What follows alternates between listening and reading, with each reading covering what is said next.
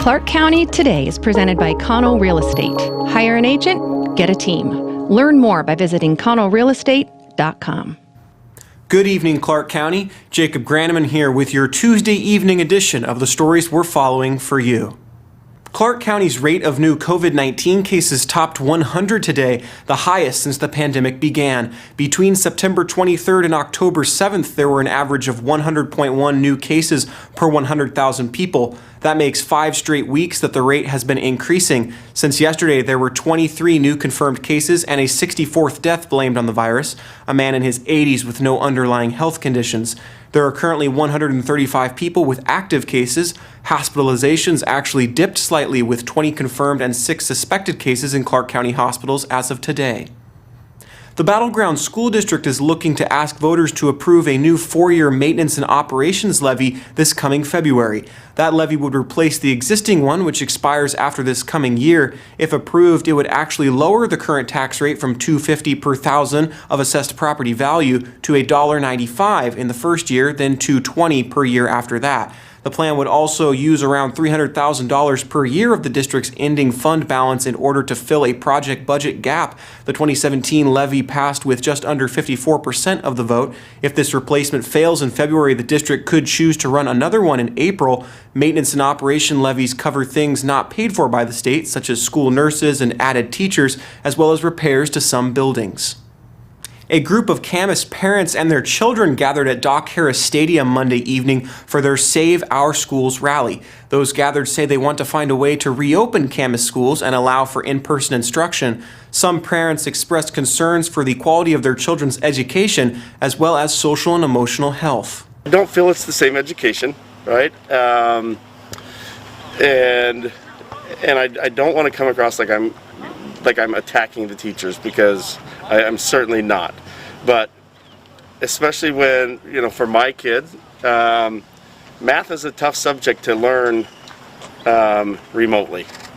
Several parents expressed their frustration that companies like Intel and stores like Costco, Walmart, and Fred Meyer are operating, but schools are closed. My name is Doug Milner from Camas, Washington, and what I don't understand is why a clerk at Fred Meyer can have 3,500 exposures to strangers every week, yet teachers can't be in front of the same 20 kids every week. I don't understand that. I need that to change. I have 2 kids here in Camas, a 3rd grader and a 7th grader. An online school is not working. We are not getting value for taxpayer money. We are getting gypped. We are angry. We want the teachers back in the classroom, and we want the health department to adjust the metrics that will never be obtained. 70 plus new cases rolling 2 weeks is never going to happen. Our kids are never going to get back in school with these metrics. We need the metrics to change, we need the school district to change, and we need the political pressure from all angles to make it change. I would say that the majority right now feels that there needs to be a hybrid model, and with maybe half the students at a time going back, with all the safety protocols that need to be in place put in place. Our kids just need to be in school. So whatever that takes, that's what we need to do. Whether that's wearing the masks, washing the hands, taking temperatures, we're not opposed to any of that. It's just find the ways, talk to experts, get other ideas, and let's find ways to get kids back to school. Several parents said they believe every family should make their own choice in regard to in-person or online schooling. Visit ClarkCountyToday.com to read the full story.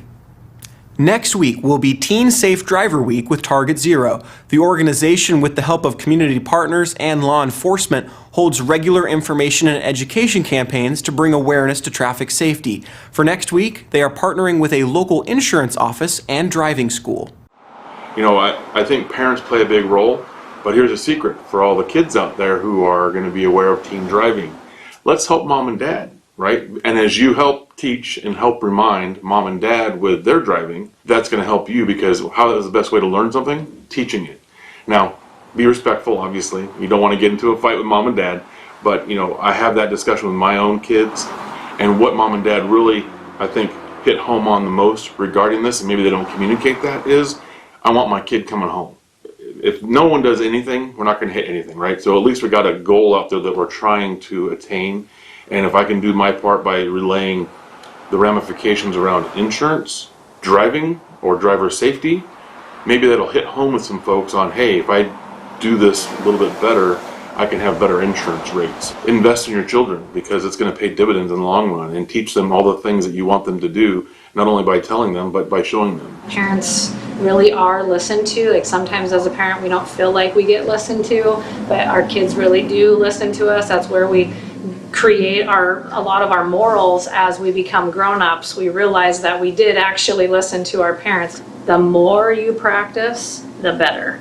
And the more that you're nervous to practice with your new driver, the more you should be doing it. Because in just a blink of an eye, they're going to be in the car all by themselves, and no one proofreading the road for them. And then it's going to be much more terrifying than when you're in the car pointing out, oh, watch out for this and watch out for that. You're their extra set of eyes. And and that's maybe a good thing about this pandemic, is that we can't do anything. It's perfect to go bond with our kids and go practice driving around with them, because we have this extra time. And then once they get a driver's license, knowing that they're going to be out on the road by themselves, and all these little things that you showed them, they're going to be using that skill forever. Today on ClarkCountyToday.com, we have a business profile of TMG and its family of companies. The management group, headquartered in Vancouver, is the Portland Business Journal's top minority-owned business in the region. Here's Paul Valencia with more. Carmen Villarma opened her Vancouver business in 1985. In 1992, she built a building, and now it houses a family of companies under the TMG name. TMG Property Management Services Northwest and its family of companies have become a regional leader. And just recently, the Portland Business Journal gave the company high praise. Here's Carmen. I'm Carmen Villarma, and I'm president of the TMG family of companies. I'm very honored to be awarded the #1 minority-owned business from the Portland Business Journal, and also we were awarded the #5 ranking for the women-owned business. And both of those awards, I believe, demonstrate that there are so many opportunities, even though there are obstacles and challenges that come with that. There's so many opportunities for women and minorities. Our company, TMG Northwest, and our sister company, AMS Northwest, we manage property. We have an office in Portland, and our corporate office is in Vancouver, Washington. The remaining days before the November 3rd general election are evaporating quickly, and Clark County Today continues to provide you with coverage of local races. The League of Women Voters of Clark County will have their final candidate forum Wednesday night, and among the candidates participating will be those vying for the 2 seats on the Clark County Council. The forum will be held in a virtual format and will be streamed live on Clark Vancouver Television, as well as being available later on cvtv.org.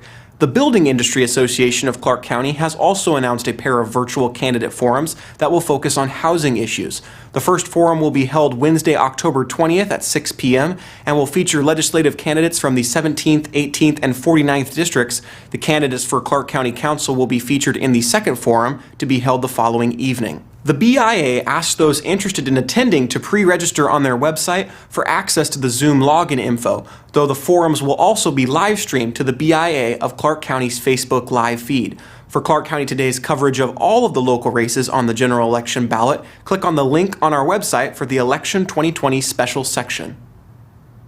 Well, there's a check of the stories we're following for you at ClarkCountyToday.com. Be sure to follow us on all the social media platforms, Facebook, Twitter, Instagram, and YouTube to see when stories are posted and be part of the conversation.